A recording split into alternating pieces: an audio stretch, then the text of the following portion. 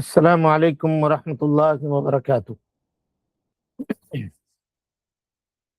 ان الحمد للہ نحمده ونستعینه ونستغفره ونعوذ باللہ من شرور انفسنا ومن سیئات اعمالنا، من يهده الله فلا مضل له ومن يضلل فلا هادي له، واشهد ان لا اله الا الله وحده لا شريك له، واشهد ان محمدا عبده ورسوله، اما بعد فان خير الحديث كتاب الله وخير الهدي هدي محمد صلى الله عليه وسلم، وشر الامور محدثاتها وكل محدثة بدعة وكل بدعة ضلالة وكل ضلالة في النار۔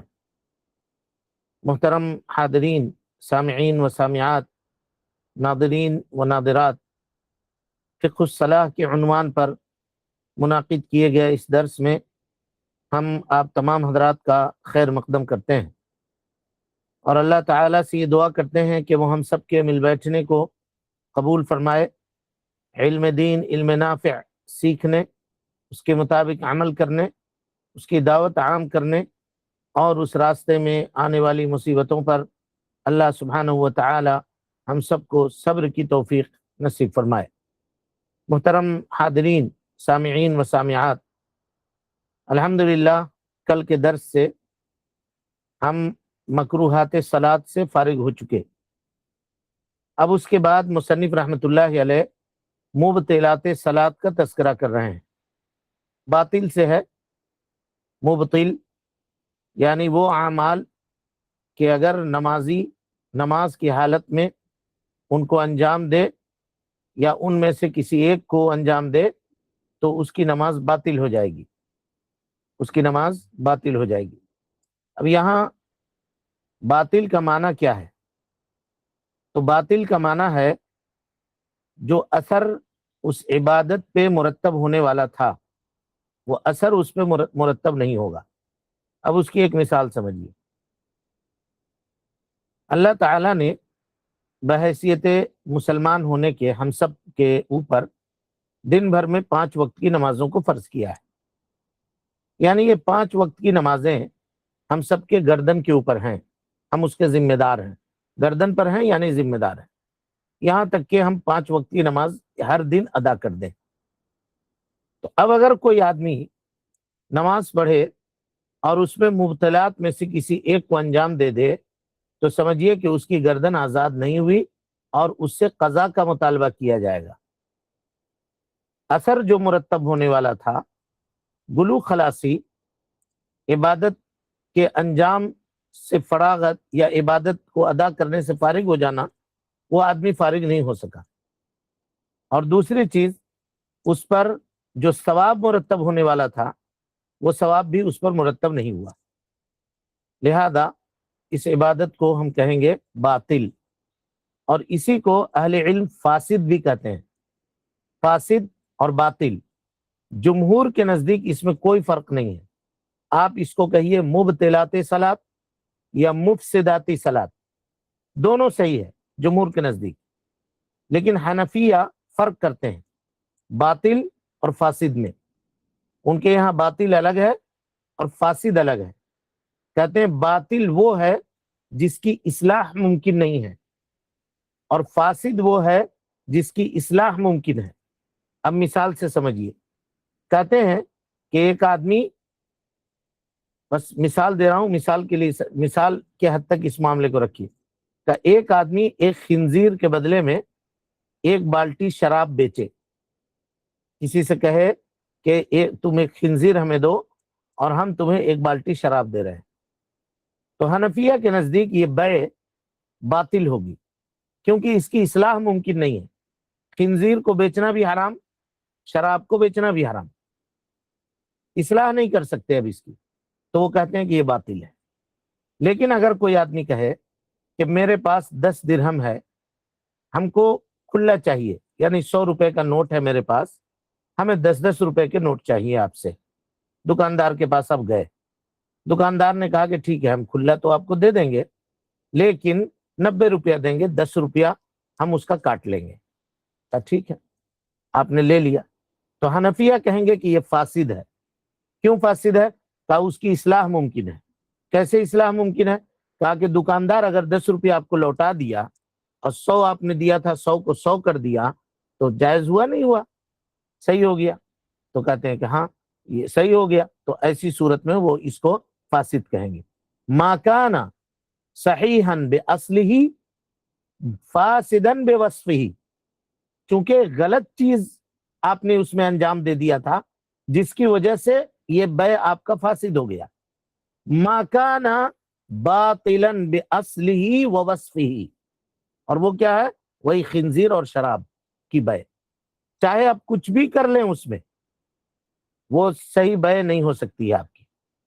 اور وہ اسی میں وہ مثال دیتے ہیں جیسے ما کان جائزا باصلہ فاسدا بوصفہ، وصف کی وجہ سے، کوئی صفت آ جانے کی وجہ سے. جیسے جمعہ کی اذان ہو جانے کے بعد اگر کوئی آدمی خرید و فروخت کرے، سامان بیچے، تو کہتے ہیں یہ بیع باطل نہیں ہے. حنفیہ اس کو باطل نہیں کہیں گے. جمہور کہتے ہیں کہ بیع باطل ہے. اگر کوئی مرد آدمی، خاتون کی بات نہیں ہو رہی ہے کیونکہ اس پہ جمعہ نہیں ہے، مرد آدمی یا غلام کی بھی بات نہیں ہو رہی ہے، اس پہ بھی جمعہ نہیں ہے. ایک آدمی ہے آزاد ہے اور جمعہ کی اذان ہو چکی ہے اور دکان کھول کر کے تجارت میں مشغول ہے، تو اذان ہونے کے بعد جتنا پیسہ وہ کمایا مسجد نہیں گیا، بیچ رہا دکان میں بیٹھ کر کے، سب کے سب حرام جمہور کے نزدیک، کیونکہ بیع باطل ہے. خریدنے والا جو خریدا اس پر اس کی ملکیت ثابت نہیں ہوگی، اب بیچنے والے کو پیسہ لینا جائز نہیں ہوگا جمہور کے نزدیک. لیکن حنفیہ اس بیع کو کہیں گے فاسد، باطل نہیں کہیں گے. کہا کیوں؟ کہا اس لیے کہ اصلاً خرید و فروخت حلال ہے، لیکن ایک صفت آئی ہے کہ نماز جمعہ کے بعد، اذان جمعہ کے بعد بیچنا اور خریدنا نہیں ہے، تو یہ اس وصف کی وجہ سے اس بیع کو ہم فاسد کہیں گے، باطل نہیں کہیں گے. سمجھ گئے؟ امید کی اتنی بات اب سمجھ گئے ہوں گے. یہ فرق کون کرتا ہے؟ صرف حنفیہ. حنفیہ کے نزدیک فاسد اور باطل میں فرق ہے. باطل کہتے ہیں جس کی اصلاح ممکن نہیں، اور فاسد کہتے ہیں جس کی اصلاح ممکن ہو. یہی خلاصہ کلام ہے. جمہور کے نزدیک اگر آپ کہیے گا مبطلات صلاۃ یا مفسدات صلاۃ، دونوں صحیح ہوگا. چاہے اس کو آپ باطل کہیں یا فاسد کہیں، دونوں جمہور کے نزدیک صحیح ہوگا. جمہور فاسد اور باطل میں کچھ بھی فرق نہیں کرتے. فاسد اور باطل میں فرق کرنے والے کون ہیں؟ حنفیہ ہے. امید کے اتنی باتیں مقدمے کے طور پر آپ کو سمجھ میں آ گئی ہوں گی. یہ اصول فقہ کا بڑا لمبا چوڑا اس پہ بحث ہے، اس کا خلاصہ ہم نے آپ کے سامنے رکھ دیا حنفیہ کے تعلق سے. اب اس کے بعد آئیے مصنف کی جانب لوٹتے ہیں. کہتے ہیں کہ یبطلها ما ابطلت طہارہ، نماز کو، یہ قاعدہ یاد رکھیے گا، یہ بہت جو ہے نا فقیہ کے لیے آرام کا قاعدہ ہے. یہ اگر اس کو منضبط کر لیے آپ تو نماز کو باطل کرنے والے آدھے مسئلے آپ کے حل ہو جائیں گے. آدھے مسئلے خالی اس کو سمجھ گئے تو اس قاعدے کو. کہتے ہیں ہر وہ چیز، ہر وہ عمل جو طہارت کو باطل کر دے وہ نماز کو بھی باطل کر دیتی ہے یا باطل کر دیتا ہے. اس کی مثالیں ابھی آپ کے سامنے آئیں گی. یہ ضابط ہے. کہتے ہیں کہ ہر وہ شرط جو نماز کی صحت کے لیے ضروری ہے، ہم پڑھ چکے ہیں پہلے نماز کی صحت کے لیے کیا کیا چاہیے، نماز کیسے درست ہوگی. اب اگر نماز کے درمیان کوئی آدمی نماز پڑھ رہا ہے، اس درمیان میں وہ شرط اگر فاسد ہو گیا یا باطل ہو گیا تو اب اس کی نماز باطل ہو جائے گی. اس کی نماز باطل ہو جائے گی. اب اس کی ایک مثال لیجئے. جیسے نماز کے صحت کے لیے کیا ہے؟ طہارت کا ہونا ضروری ہے. نمازی نماز پڑھ رہا ہے، 4 وقت کی نماز ظہر کی ادا کر رہا ہے مثلا، یا عشاء کی نماز پڑھ رہا ہے. پہلی رکعت، دوسری رکعت، چوتھی رکعت میں وہ ہے، اور چوتھی رکعت میں اس کا وضو ٹوٹ گیا، ہوا خارج ہو گئی مثلا. اب کیا کہیے گا آپ؟ نماز اس کی باطل ہو گئی. کیوں؟ کیونکہ طہارت باطل ہو گئی. سمجھ رہے ہیں؟ طہارت باطل ہو گئی. تو ہر وہ چیز جو طہارت کو باطل کر دے، نماز کے درمیان اگر وہ ہو جائے تو نماز بھی باطل. ایک دم یہ پرفیکٹ قاعدہ ہے، اس کو یاد کر لیجیے. بس خالی ذرا سا اس میں مسئلہ کہاں پر پیش آتا ہے، اس اختلاف کو آپ کو اپنی نگاہ میں رکھنا ہوگا کہ جس کو بعض اہل علم کہتے ہیں کہ نماز کے صحت کے لیے شرط ہے اور بعض کہتے ہیں کہ شرط نہیں ہے. وہاں صرف دماغ آپ کو لگانا ہے کہ کس کو کہتے ہیں کہ شرط ہے اور کس کو کہتے ہیں کہ شرط نہیں ہے. جیسے قبلہ وغیرہ کے تعلق سے بات آئے گی آپ کے سامنے، لیکن یہ چیزیں تو متفق علیہ ہے. اگر دوران نماز کسی کا وضو ٹوٹ گیا، چاہے کسی صورت سے ٹوٹ گیا اس کا وضو، اب اس کی نماز باطل ہو جائے گی، اگرچہ وہ تشہد اخیر میں کیوں نہ بیٹھا ہوا ہو، نماز اس کی باطل ہو جائے گی، فاسد ہو جائے گی. جی، لیکن اب اس میں کہتے ہیں کہ ایک آدمی نماز ادا کر رہا ہے، مثلا یہاں ایک اور قاعدہ یاد رکھیے، ایک آدمی نماز ادا کر رہا ہے اور نماز کے درمیان اس کو ایسا محسوس ہو رہا ہے کہ اس کے پیٹ میں کچھ حرکت ہو رہی ہے، گیس بن رہا ہے، لگ رہا ہے اس کو ایسا، یا ایسا احساس بھی ہوا ایک آدھ مرتبہ کہ ہو سکتا ہے کچھ اخراج ہوا، ہوا وغیرہ خارج ہوئی. تو کیا صرف اس شک کی بنا پر وہ نماز چھوڑ دے گا؟ اللہ کے نبی صلی اللہ علیہ وسلم نے فرمایا نہیں. جب نبی صلی اللہ علیہ وسلم سے پوچھا گیا، شکی الیہ الرجل، ایک آدمی نے شکایت کی، یخیل الیہ انہ یجد الشیء فی الصلاۃ، کہ اس کو نماز میں کچھ چیزیں لگتی ہیں ایسی، یعنی اسے ایسا احساس ہوتا ہے نماز میں کہ اس کی طہارت ٹوٹ گئی ہے، اس کا وضو ٹوٹ گیا ہے. تو کیا کرے وہ؟ تو اللہ کے نبی صلی اللہ علیہ وسلم نے کہا لا ینصرف، ہرگز نماز سے مت پھرو، حتی یسمع صوتا، یہاں تک کہ تم آواز سن لو، او یجد ریحا، یا بدبو محسوس کر لو. صحیحین کی روایت ہے. تو اللہ کے نبی صلی اللہ علیہ وسلم نے یہ حکم دیا کہ جب تک یقین نہ ہو جائے، تیقن نہ ہو جائے، پورے طور پہ اطمینان نہ ہو جائے، تب تک آدمی اپنے نماز سے باہر نہ نکلے. اب اگر اس کا الٹا معنی آپ کیجئے گا تو کیا نکلا کہ اگر کسی کو اس بات کا یقین ہو گیا کہ اس کا وضو ٹوٹ گیا درمیان نماز، تو اب وہ آدمی نکل جائے. مفہوم مخالف یہی ہوا نا، کہا کہ اگر یقین نہیں ہے تو مت نکلو، اگر یقین ہو گیا کہ ہاں ہمارا وضو ٹوٹ گیا ہے تو وہ نکلے. اور اس کی دوسری دلیل کیا ہے؟ اللہ کے نبی صلی اللہ علیہ وسلم نے فرمایا لا يقبل اللہ صلاۃ احدکم اذا احدث حتی یتوضا، تم میں کا کوئی آدمی اگر محدث ہو جائے یعنی ناپاک ہو جائے تو اس کی نماز اللہ تعالیٰ قبول نہیں کرتا یہاں تک کہ وہ وضو کر لے. تو اس سے یہ پتا چلا کہ یہ معاملہ اہل علم کے نزدیک متفق علیہ ہے کہ اگر انسان سے نماز کے درمیان نواقض وضو میں سے کوئی ایک بھی ہو جائے اس سے، تو اس کی نماز باطل ہو جائے گی، اور اس پر واجب ہے کہ فوراً وہ نماز سے ہٹے، اور کسی قیمت پر اس کے لیے جائز نہیں ہے کہ وہ نماز کے اوپر مستمر رہے ناقص کے ہونے کے بعد بھی، بلکہ اس پر واجب ہے کہ وہ نکل جائے.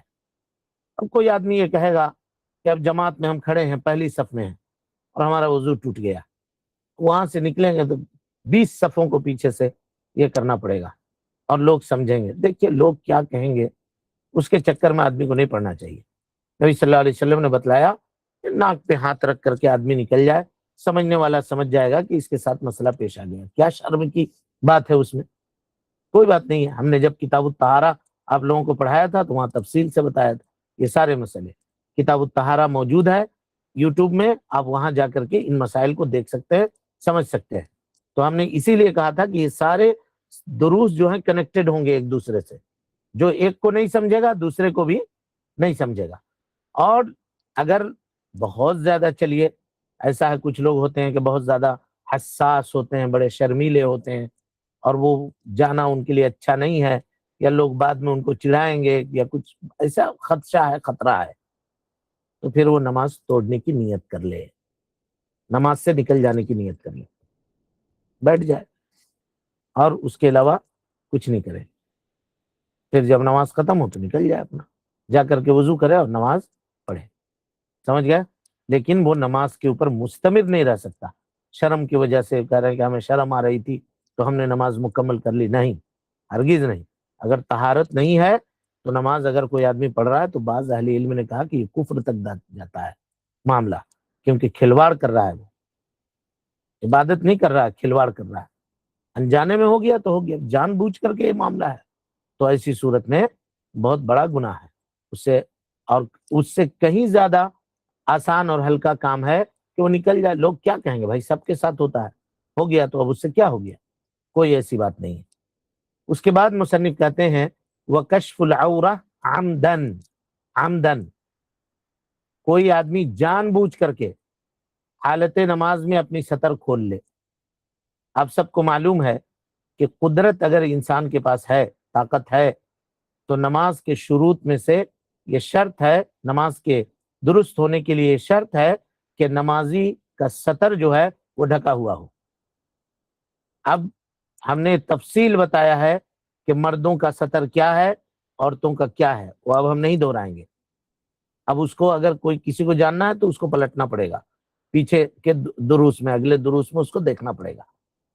اب اگر جان بوجھ کر کے کوئی آدمی نماز کی حالت میں اپنے سطر کو کھول لے، چاہے قلیل یا کثیر، تھوڑا یا زیادہ، جان بوجھ کر کے کھول رہا ہے تو اس کی نماز باطل ہو جائے گی، اس کی نماز باطل ہو جائے گی، یہ بات جان لیجئے۔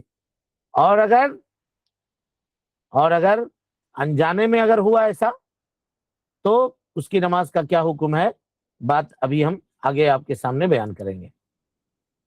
لیکن یہاں پہ اہل علم نے ایک مسئلے کے اوپر بحث کی ہے، ہم چاہتے ہیں کہ اس کو واضح کر دیں آپ کے سامنے تاکہ اس مسئلے کو سمجھنے میں آسانی ہو۔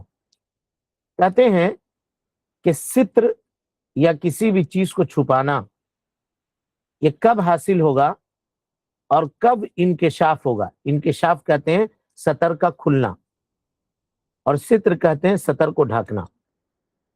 تو سطر کیسے ڈھانکیں گے اور سطر ظاہر کیسے ہوگا، کیا کنڈیشنز ہیں اس پر فقہاء نے بحث کی ہے، اس کو دیکھیے۔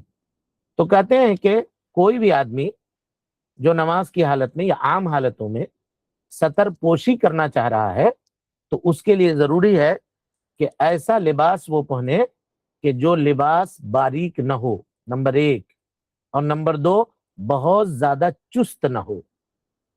لا یشف ولا یصف، نہ تو اتنا مطلب ٹرانسپیرنٹ پہنے ہوئے ہیں کہ بدن ظاہر ہو رہا ہے، کپڑے کے اوپر سے پورا بدن دکھ رہا ہے، ایک دم باریک ململ کا کپڑا پہنے ہوئے ہیں، اور یا نہیں تو اتنا سخت اور ٹائٹ پہنے ہوئے ہیں جیسے جینس وغیرہ لوگ پہنتے ہیں۔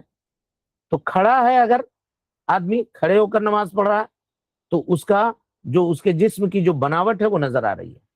ہاں ٹھیک ہے، کبھی کبھار ایسا ہو سکتا ہے کہ رکوع میں گیا تو کپڑا ٹائٹ ہو جاتا ہے، تو ایسی صورت میں کچھ بناوٹ اس کی ظاہر ہو جائے، جسم کی بناوٹ سمجھ میں آ جائے، وہ یہاں مطلوب نہیں ہے، ایسا مطلوب نہیں ہے۔ اب سجدے میں کوئی گیا، اب کپڑا ٹائٹ ہو جاتا ہے، یہ اس سے کوئی حرج نہیں، لیکن عام حالت میں کھڑے ہو کر نماز پڑھ رہا ہے لیکن اتنا ٹائٹ کپڑا پہنے ہوا ہے، پاؤں کی پنڈلیاں ایک دم اس کی ظاہر ہو رہی ہیں، ران اس کے سمجھ میں آ رہے ہیں۔ ہاں، اور آج کل تو اب کیا بتائیں، ہم کپڑا پہنتے ہیں لوگ اور جیسے رکوع میں گئے تو کمر کے نیچے کا حصہ وہ کھل جاتا ہے، سجدے میں گئے تو کمر کے نیچے کا حصہ پیچھے کے جانب سے کھل جاتا ہے، کیونکہ شرٹ پہنے ہوئے ہیں یا ٹی شرٹ پہنے ہوئے ہیں تو وہ بھی چھوٹا ہے، اور پینٹ پہنے ہوئے ہیں تو وہ بھی نیچے ہے۔ اب جب سجدے میں گئے تو پینٹ ٹائٹ ہوا تو پیچھے کا حصہ ظاہر ہو گیا۔ اب یہ اپنے لیے، اب ان کی نماز تو گئی، اب پیچھے جو لوگ نماز پڑھ رہے ہیں ان کے لیے بھی مسئلہ کھڑا ہوتا ہے۔ نہایت قبیح اور بدنما معاملہ ہوتا ہے مساجد میں، اور خاص طور پہ یہ نوجوان آج اس طرح کے عمل کے شکار ہیں۔ اسی طریقے سے جنس پہنتے ہیں اور جس میں جہاں تہاں اس کو پھاڑ دیا جاتا ہے جان بوجھ کر کے۔ پہلے زمانے میں یہ کپڑا پہننا عیب سمجھا جاتا تھا، لوگ سمجھتے تھے کہ پھٹا ہوا کپڑا پہن کے آیا ہے، اور آج وہ فیشن ہو گیا۔ تو جان کے پاس گھٹنے کے اوپر وہ کپڑا جنس پھاڑ دیتے ہیں جان بوجھ کے، اب اس کو پہن کر کے نماز تشہد میں پڑھ رہا ہے اور پوری ران اس کی نظر آ رہی ہے، وہاں پر سے نہیں ہوگی اس کی نماز، باطل ہو گئی نماز۔ جان بوجھ کر کے اس نے ظاہر کیا، اس جان بوجھ کر کپڑا پھٹا ہوا ہے، باریک ہے، اگر کنارہ ظاہر ہو گیا، جان لیجیے پوری جان کی بات، ہم پوری ران کی بات ہم نہیں کر رہے ہیں، کنارہ ظاہر ہو گیا جان بوجھ کر کے، نماز اس کی نہیں ہوگی۔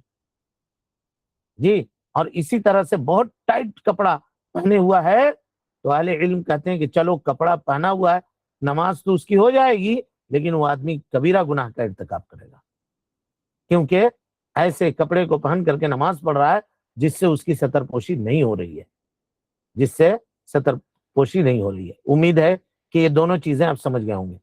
تو اب کوئی پوچھے کہ ستر پوشی کیسے کریں گے نماز میں، تو کہیے ایسا کپڑا پہنیے جو بہت باریک نہ ہو، اور ایسا کپڑا پہنیے جو بہت ٹائٹ فٹنگ نہ ہو، تب کیا ہو جائے گا؟ ستر پوشی ہو جائے گی۔ اب آئیے، ستر کھلے گا کیسے جس سے نماز باطل ہو جائے گا؟ تو کہتے ہیں اہل علم کہ نماز باطل ہونے کے لیے ستر دو طریقے سے کھلتے ہیں۔ ایک یہ کہ انسان کے ستر سے کپڑا ہٹ جائے پورے طور پر اور کلی طور پر اس کا ستر ظاہر ہو جائے، نظر آ جائے، ہے نا، کلی طور پر۔ یا ستر کا بعض حصہ، ستر کہتے ہیں پردے کی جگہ کو، پردے کی جگہ کا بعض حصہ ظاہر ہو جائے، ظاہر ہو جائے، سمجھ رہے ہیں؟ اب اسی کی مثال ہم نے آپ کے سامنے دی کہ لباس پہنا ہوا ہے، لباس ہے، پینٹ پہنا ہوا ہے، شرٹ پہنا ہوا ہے، ٹی شرٹ پہنا ہوا ہے، لیکن اتنا چھوٹا پہنا ہوا ہے کہ اب جب رکوع میں جا رہا ہے تو پیچھے کا حصہ اس کا کھل رہا ہے، ظاہر سی بات ہے ناف سے لے کر کے گھٹنے تک، گھٹنے کے اوپر تک یہ مرد کا ستر ہے، اب پیچھے کا حصہ اس کا کھل جا رہا ہے، تو ایسی صورت میں جان بوجھ کر کے یہ انکشاف ہے اور اس سے اس کی نماز کیا ہو جائے گی؟ باطل ہو جائے گی، اس نے اپنے ستر کو ظاہر کر دیا۔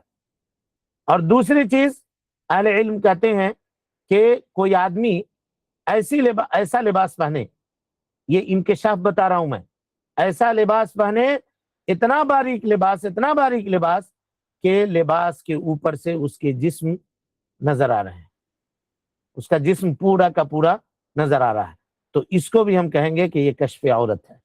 بعض اہل علم کہتے ہیں کہ نماز اس کی باطل ہو جائے گی، اور بعض کہتے ہیں کہ نہیں، اس کی نماز صحیح ہو جائے گی، لیکن کبیرہ گناہ کا وہ ارتکاب کرنے والا ہے۔ لیکن زیادہ صحیح بات اس مسئلے میں یہی سمجھ میں آتی ہے کہ اگر بہت ٹائٹ فٹنگ آدمی لباس پہن کر کے نماز پڑھ رہا ہے تو اہل علم کا یہ قول زیادہ دلیلوں سے قریب نظر آتا ہے کہ اس کی نماز باطل ہو جائے گی، کیونکہ ستر نہیں ہے۔ اگرچہ بعض اہل علم نے کہا کہ نماز صحیح ہو جائے گی، وہ کپڑا پہنا ہوا ہے، اگرچہ وہ ٹائٹ پہنے ہوا ہے، تو چلیے کہیں گے کہ گناہ ہے، کبیرہ گناہ کا ارتکاب کر رہا ہے، اس کی نماز صحیح کر دیں گے۔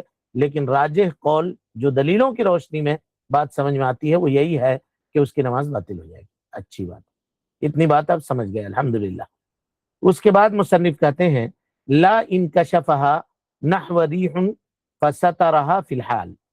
دیکھیے ایک آدمی نماز پڑھ رہا ہے، کوئی خاتون نماز پڑھ رہی ہے، صحرا میں پڑھ رہی ہے، کسی جگہ پہ، صحرا کہتے ہیں کوئی میدان وغیرہ میں پڑھ رہی ہے، یا گھر کے ٹیرس پہ نماز ادا کر رہی ہے، پردہ ہے، کوئی موجود نہیں ہے، کچھ نہیں ہے، نماز پڑھ رہی ہے۔ وہ اچانک تیز ہوا چلی اور اوڑھنی جو ہے، جو سر پہ دوپٹہ لگائی ہوئی تھی، وہ ایک طرف سے اٹھ گیا ایسے، چہرہ اور بال کے کچھ حصے اس کے ظاہر ہو گئے، ہے نا، ہوا کی وجہ سے، تیز ہوا کی وجہ سے، اس میں اس کا کوئی دخل نہیں ہے، اس خاتون کا کوئی دخل نہیں ہے، ہوا کی وجہ سے ایسا ہوا۔ یا کوئی آدمی نماز پڑھ رہا ہے اسی طرح سے صحرا میں، اور کپڑا پہنے ہوا ہے لیکن اس کا کپڑا اٹھ گیا، اتنی تیز آندھی آئی کہ کپڑا اس کا اوپر ہو گیا، لنگی وغیرہ پہن کر کے نماز پڑھ رہا ہے اور لنگی جو ہے اوپر ہو گئی، تب کیا کرے گا؟ کیا اس کی نماز باطل ہوگی؟ مصنف کہہ رہے ہیں فسترہا فی الحال، اس کو چاہیے کہ فوراً اسی وقت ستر کو ڈھک لے، ہوا چلی بس فٹ سے اس کو صحیح کر لیا، درست کر لیا۔ تو اگر فوراً وہ کر دے ایسا تو اس کی نماز باطل نہیں ہوگی، اگرچہ انکشاف غلیظہ ہو، یعنی اس کی جو اصل پردے کی جگہ ہے وہ جگہ بھی اگر نظر آ جائے، تب بھی اہل علم کہتے ہیں کہ ہوا کی وجہ سے اگر ہے، یعنی آندھی چل رہی ہے اس کی وجہ سے ہے، تو اس کی نماز باطل نہیں ہوگی، لیکن شرط یہ ہے کہ فوراً اس کو ڈھکے، جیسے ہوا ویسی اس کو ڈھکے، اگرچہ عورت مغلظہ بھی اس کی ظاہر ہو جائے تب بھی اس کی نماز صحیح ہو جائے گی۔ اب دلیل کیا ہے اس کی؟ اللہ تعالیٰ فرماتا ہے لا یکلف اللہ نفسا الا وسعها، اللہ تعالیٰ کسی کو اس کی طاقت سے زیادہ ذمہ دار نہیں بناتا، لہا ما کسبت وعلیہا مکتسبت، جو اس نے کیا وہ اس کے لیے ہے، اور جو اس نے برائی کی اس کا وبال اسی کو بھگتنا ہے۔ تو یہاں ہم نے کچھ کیا ہی نہیں، ہم تو کھڑے ہو کر نماز ادا کر رہے ہیں۔ کوئی بھی مکلف کھڑے ہو کر، خاتون ہے یا مرد ہے، وہ نماز ادا کر رہا ہے۔ اب ہوا آندھی اتنی تیز چلی کہ اب اس کا کپڑا اڑ گیا، تو اب کیا وہ کیا کر سکتا ہے؟ ہاں، ہمارے اوپر یہ ہے کہ اڑا تو ہم اس کو فوراً ڈھک لے رہے ہیں، فوراً کور کر لے رہے ہیں کپڑے کو جلدی سے۔ تو یہ ہم کر سکتے ہیں، یہ ہمارے ہاتھ میں ہے، تو وہ کرنے کا حکم شریعت نے دیا کہ وہ کر لو، اور یہ کر لیا اگر کوئی آدمی تو اس کی نماز باطل نہیں ہوگی۔ اور اسی طرح سے اللہ تعالیٰ فرماتا ہے فاتقوا اللہ ما استطعتم، جتنی تمہاری طاقت ہو اتنی بھر اللہ سبحانہ و تعالیٰ سے ڈرو، اتنی بھر تقوی اختیار کرنے کی کوشش کرو۔ تو کہتے ہیں کہ اگر تھوڑی دیر ہے، اور اگرچہ کشف فاحش ہے، کشف فاحش کہتے ہیں کہ جس کا دکھانا کسی حال میں جائز نہیں ہے، اگر وہ بھی کھل جائے، وہ بھی کھل جائے نماز میں، اتنی تیز آندھی چلی کہ ایک دم اس طرح سے کپڑا اڑا کہ آدمی کی سطر پوری کھل گئی، وہ بے سطر ہو گیا، تب بھی اس نے جلدی سے اگر ڈھک لیا تو اس کی نماز ہو جائے گی، کوئی حرج کی بات نہیں۔ دیر نہ کرے، تاخیر نہ کرے، بلکہ جتنا جلدی ہو سکے اپنے کپڑے کو ڈھکنے کی کوشش کرے۔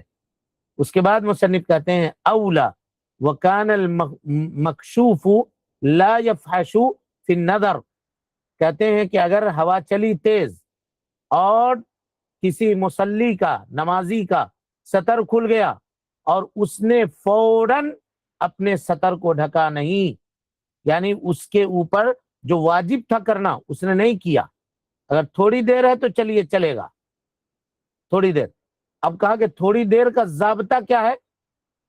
تو ضابطہ یہ ہے کہ کوئی دیکھنے والے کو وہ چیز سمجھ آ جائے، یہ ہے ضابطہ۔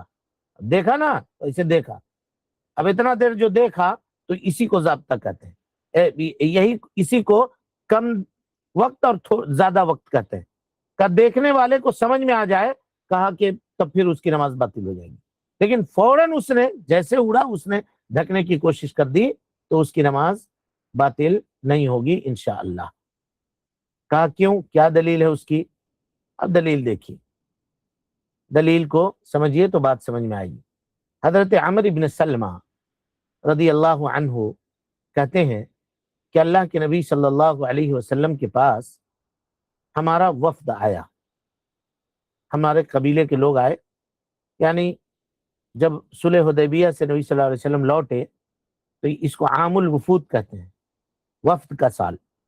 ہر جگہ سے قبیلے اٹھ کے اپنے سرداروں کے ساتھ نبی صلی اللہ علیہ وسلم کے پاس آتے تھے اور اپنا اسلام پیش کرتے تھے، اور نبی صلی اللہ علیہ وسلم پھر ان کو سمجھا کے، دین کی باتیں بتا کے، ضرورت ہوتی تو کسی صحابی کو ان کے ساتھ لگا دیتے اور ان کو اپنے گاؤں بھیج دیتے، اپنے شہر روانہ کر دیتے۔ تو عمر بن سلمہ رضی اللہ عنہ و نبیہ کہتے ہیں کہ ہم اپنے وفد کے ساتھ نبی صلی اللہ علیہ وسلم کے پاس پہنچے تو آپ صلی اللہ علیہ وسلم نے فرمایا یؤمکم اقرؤکم، تم میں سب سے بڑا جو قاری ہو، قرآن مجید کا تلاوت کرنے والا ہو، وہ تمہاری امامت کروائے، یہ اللہ کے نبی نے کہا۔ اب قوم میں تلاش شروع ہوئی تو عمر بن سلمہ کہتے ہیں کہ میں سب سے چھوٹا بچہ تھا، سب سے چھوٹا تھا، طفل تھا، چھوٹا بچہ، 7 سال سے بھی کم عمر تھی، دون 7 سنین تھا، 7 سال سے بھی کم عمر کا بچہ، کم عمر کے بچہ تھے کون؟ حضرت عمر بن سلمہ رضی اللہ عنہ۔ اور بعض لوگوں نے اس حدیث کا مذاق اڑایا ہے، اللہ تعالیٰ ان کو مذاق بنا دے۔ وہ کہتے ہیں، اسی حدیث سے کہتے ہیں اصل میں بات مسئلہ کہاں سے ہے؟ مسئلہ یہ ہے کہ تراویح وغیرہ میں عام طور پہ باتیں آتی ہیں کہ حافظ، اگر ایک آدمی حافظ قرآن ہے، مثلا 6 سال کی عمر میں، 7 سال کی عمر میں بچے نے حفظ کر لیا، تو اب اگر گاؤں کی مسجد میں لوگ چاہ رہے ہیں اس کو نماز پڑھائے، تراویح پڑھائے، بچہ گاؤں کا حافظ ہوا ہے، تو کہتے ہیں کہ نہ اس کی ابھی داڑھی نہیں نکلی ہے، ہاں یہ ابھی بالغ نہیں ہوا ہے، یہ فلاں نہیں ہوا ہے، کیسے نماز پڑھاوے گا؟ تو ان کے رد میں یہ حدیث پیش کی جاتی ہے۔ حنفیہ کے نزدیک ہے معاملہ، اور ان کے نزدیک امامت کی جو شروط ہیں اس کو آپ پڑھیے گا، بات آئے گی اسی درس میں ہم بیان کریں گے، پڑھیے گا تو سر پیٹ لے جائیے گا کہ کیا شرط لگائے ہیں، کیا کس طرح کی باتیں کی ہیں ان لوگوں نے۔ بہرحال تو بات یہ چل رہی تھی، ہاں وہ کہتے ہیں کہ نہیں داڑھی والا ہونا چاہیے امام اور ایسا بالغ ہونا چاہیے. تو کسی مولوی نے تقریر کرتے ہوئے کہا کہ اہل حدیثوں کا امام تو ایسا امام ہے جس کا جو ہے نا جس کی پیچھے کی شرمگاہ، اس لفظ کو استعمال کیا ہم یہاں کہنا نہیں چاہتے، کہا وہ کھلی ہوتی ہے. تو تمہاری نماز تو اس کے پیچھے بھی ہو جاتی ہے جس کی وہ کھلی ہوتی ہے. تو ارے بھائی حدیث ہے صحیح بخاری کی، تم اس کے بارے میں اس طرح کی باتیں کر رہے ہو، تمہیں شرم نہیں آتی ہے؟ مطلب ذرا سا بھی لوگوں کو دین کے معاملے میں احتیاط نہیں ہے. اپنے امام کو آپ کیا بنانا چاہتے ہیں؟ یا آپ کے جو مفتیان ہیں جنہوں نے آپ کو فتویٰ دیا ہوا ہے، کیا ان کو آپ نے دین کے اندر کیا سمجھ رکھا ہے؟ شریعت سازی کا حق دیا ہوا ہے ان کو کہ وہ شریعت بنائے کہ حدیث سے شریعت ثابت ہوگی. عامر بن سلمہ کی اس روایت کو پڑھ لیتے ہیں اور اس کے بعد بات ختم کرتے ہیں. تو نبی صلی اللہ علیہ وسلم نے کہا کہ تم میں کا جو سب سے زیادہ پڑھا ہوا ہو نا، تو وہ قرآن مجید جس کو سب سے زیادہ یاد ہو وہ تمہاری امامت کروائے گا. عامر بن سلمہ رضی اللہ عنہ کہتے ہیں کہ ہم چھوٹے بچے تھے، اپنے گاؤں کے سڑک پہ بیٹھ جاتے اور قافلے ادھر سے گزرتے تھے. تو جو قافلہ مدینہ سے گزر رہا ہوتا، دیکھیے طلب علم کا شوق، جو قافلہ مدینے سے گزر رہا ہوتا تو ہم پوچھتے کہ کہاں سے آ رہے ہو؟ تو وہ لوگ کہتے تھے کہ نبی امی کے پاس سے آ رہے ہیں. کہا کیا سیکھے ہو؟